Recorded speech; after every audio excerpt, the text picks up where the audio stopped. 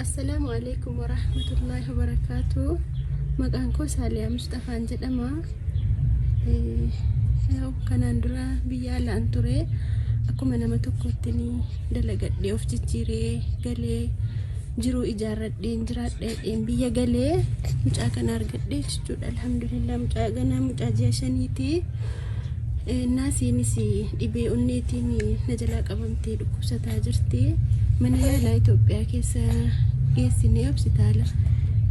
Hikimnaan yaaliin as keessatti argamuu hin danda'u gara biyya alaa geessaa jedhanii nummoo dandeettii isaa hin qabnu birrii guddaa nu gaafatanii yoo bicate karaa birrii 800 jechuudha. Obboloota koo rabbiif jecha mucaa duudaa kana bira akkanaa wajjin dhaabbattanii akkanaa fayyistanuu maqaa rabbiitiin isin gaafadha.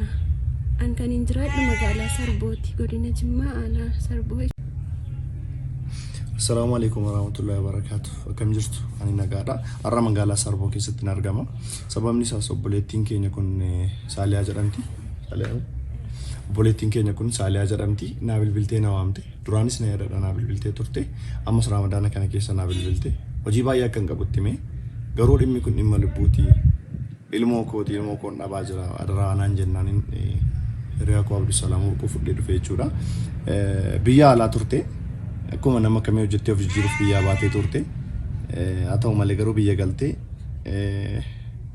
bultii ijaarrattee ilmoo kan argattee jirti. Ilmoo Hilwaanaa jedhamtu daa'ima ji'a 5ti. Garuu daa'imni ishee sun dhibee onneetiin jalaa saaxilamtee jirti. Biyya kana keessatti yaalchifachuu hin dandeenye. Abbaan warraa ishee hojjetaa mootummaati. Isheen immoo giiftiidhuma manaatti hojii biraallee hin qabde jechaadha. Waan biyya ormaatti hojjetattee dhufte tarii manatti ijaarrattee bultii ijaarrattee jiraachaa jirti. Daa'ima kana yaalchisuuf immoo yoo xiqqaate yaalii qofaaf kan xiyyaaraa fi kan nyaata siree garaagaraa malee yoo xiqqaate qarshii hanga 800 kan isheen gaafatamte jechaadha. Biyya alaa deemteeti kan mucaan kun operaasiyoonii taatee onneensee kun yaalamuuf jechaadha. Ragaan akkuma agartan kana ragaan mana yaalaa riifarii godhamte asitti argama waan ta'eef kanaafuu namni rabbi isinii laaffise lakkoofsa akkaawuntii ishee kanaan gargaaruu dandeessu. Bilbiltanii jajjabeessuu barbaaddanis lakkoofsa bilbilaa kana fayyadamtanii akka ishee bira dhaabbattan waamicha namummaa isinii dabarsina. Mucaan kun daa'ima kichuudha, duudaadha. Waa tokkoon isin beektu hin jiru.